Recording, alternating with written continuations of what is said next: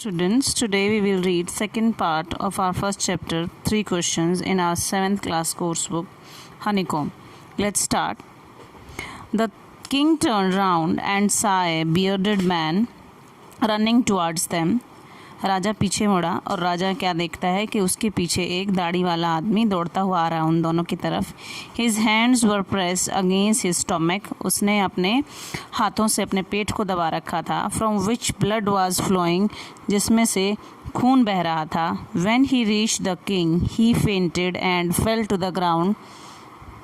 जब वो राजा के पास पहुंचा तो वो बेहोश हो गया और ग्राउंड पर गिर गया. The king and the hermit, राजा और उस संत ने, उस महात्मा ने, removed the man's clothing and found a large wound in his stomach. उन्होंने उसके कपड़े उतारे तो देखते हैं क्या कि उसके पेट पर एक बड़ा सा घाव है. The king washed and covered in it with his handkerchief. राजा उसके घाव को धोता है और अपने रुमाल से उसको कवर करता है, ढकता है. But the blood would not stop flowing. लेकिन खून जो था वो बहता ही जा रहा था. The king redressed the wound until at last the bleeding stopped. और जब तक खून रुक नहीं गया तब तक राजा बार बार उसकी पट्टियाँ बदलता रहा. The man felt better and asked for something. अब वो आदमी अच्छा महसूस कर रहा था और उसने कुछ मांगा पीने के लिए, to drink. The king brought fresh water and gave it to him. By this time the sun had set and the air was cool. अब शाम हो चुकी थी, सूर्यास्त हो चुका था, हवा ठंडी हो चुकी थी. The king with the hermit's help carried the wounded man into the hut and laid him on the bed. राजा और वो महात्मा उस घायल आदमी को हट के अंदर लेकर गए, दोनों के दोनों. The man closed his eyes and ले क्वाइट. उस आदमी ने अपनी आंखें बंद कर ली और चुपचाप लेट गया. The king tired by his walk. राजा अब क्योंकि चल के आया था इसलिए थक चुका था. And the work he had done, और उसने काफ़ी सारा खुदाई का काम भी किया था. Lay down on the floor and slept through the night. वो भी नीचे फर्श पर ही लेट गया और सारी रात वहीं पर सोता रहा.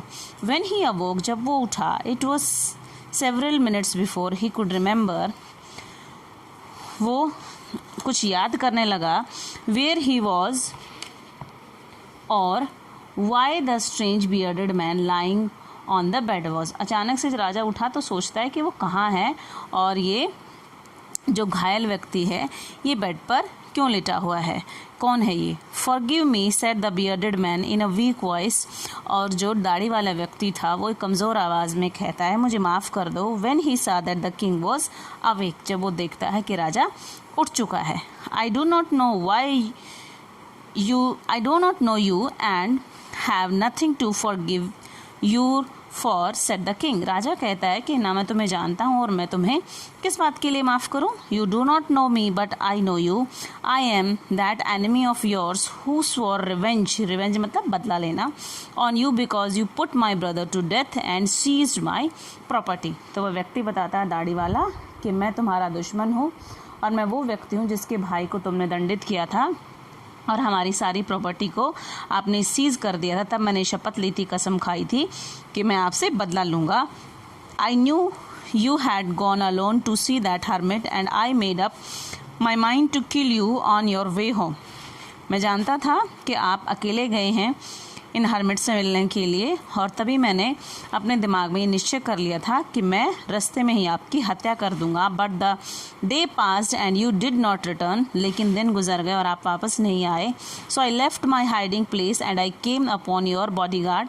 इसलिए मैंने अपने छुपने वाले स्थान को छोड़ दिया और मैं आपकी बॉडी गार्ड के पास पहुंचा. हु रिकग्नाइज्ड मी, और आपकी बॉडी गार्ड ने, अंगरक्षक ने मुझे रिकग्नाइज कर लिया, पहचान लिया. एंड वुंडेड मी, और उसने मुझे घायल भी कर दिया. आई एस्केप्ड, मैं वहाँ से बच निकला. From him but I should have died if you had not dressed my wounds. लेकिन मैं मर जाता अगर आप मेरे घावों पे पट्टियाँ नहीं करते. I wished to kill you and you have saved my life. मैं आपको मारने की इच्छा से आया था लेकिन आपने मेरी ज़िंदगी को बचाया. Now if I live I will serve you as your most faithful servant and will order my sons to the same. Forgive me. और वो व्यक्ति कहता है कि अगर अब मैं जीवित रहा तो मैं सारी उम्र आपका सेवक बन के रहूँगा और अपने बच्चों को भी ऐसा ही करने के लिए कहूँगा, मुझे आप माफ़ कर दीजिए। The king was very happy to have made peace with his enemy so easily. राजा बड़ा खुश हुआ कि बिना किसी लड़ाई झगड़े के एक दुश्मन से शांति स्थापना हो गई। And to have won him over as a friend, और तो और उसको उसने एक मित्र की तरह जीत भी लिया, दुश्मनी की जगह दोस्ती हो गई। ही not only forgave him but said he would send his servants and his own doctor to look after him। और राजा ने उसको माफ़ी नहीं किया बल्कि अपने नौकरों को भी छोड़ा उसकी सेवा के लिए। and he promised to give back the man his property, और राजा ने उसको ये प्रॉमिस भी किया कि वो उसको उसकी प्रॉपर्टी वापस कर देगा।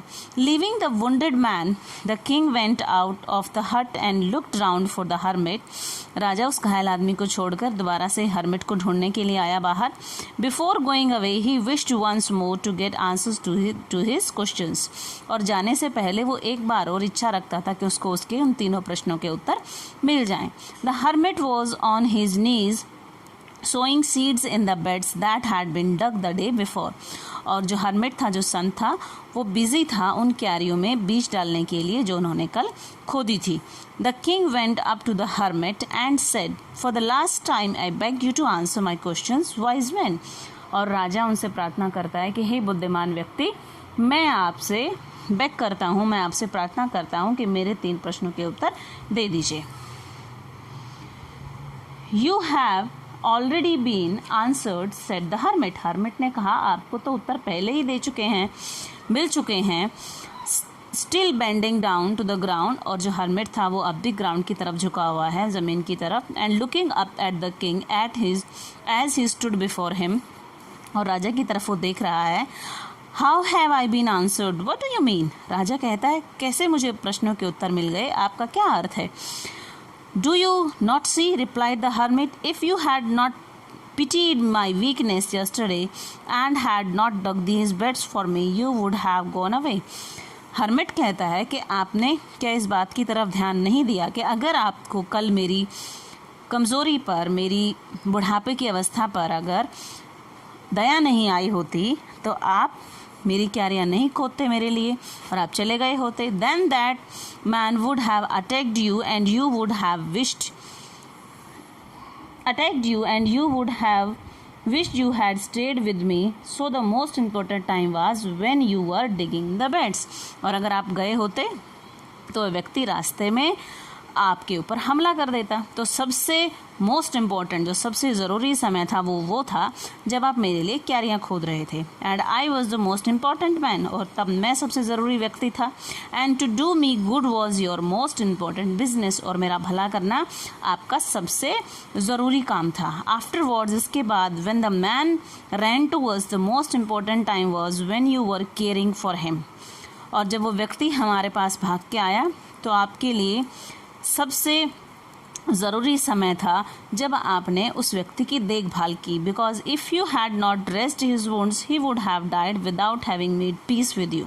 और अगर वो ऐसे ही मर गया होता उसके घावों के साथ, तो तब आप उसके साथ शांति स्थापना नहीं कर पाते।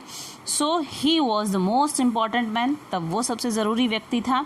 And what you did for him was your most important business, और आपने उस व्यक्ति के साथ जो किया वो सबसे ज़रूरी काम था आपके लिए। Remember then there is only one time that is important and that time is now.